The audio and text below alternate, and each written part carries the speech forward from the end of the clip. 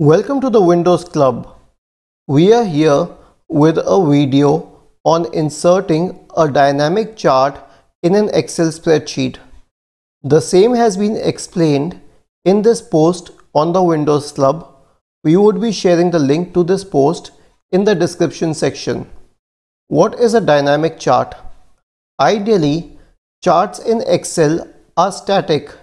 This means if you change any value in the data, the figure in the chart would remain constant, it would not change.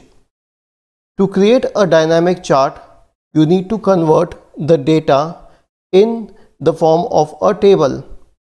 Here's how you could do it. Select the data which you need to be dynamic.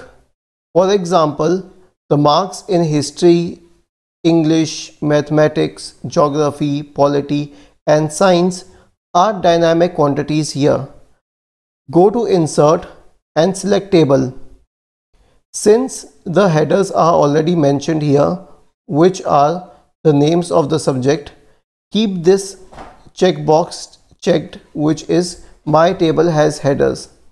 Then click on OK. This would change the data into tabular format.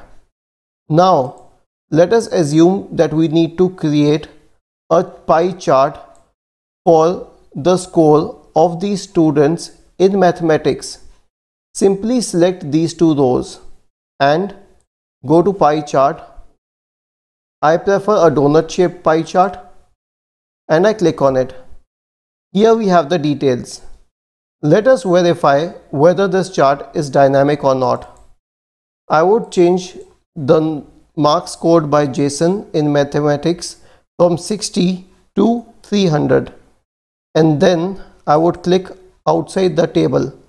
See, the values changed in the chart as well. Jason, marked with grey color, is significantly higher. This is how we create a dynamic chart in Excel. If you have any doubts, please let us know in the comment section. Do not forget to subscribe to the channel. Thank you for watching this video and have a nice day.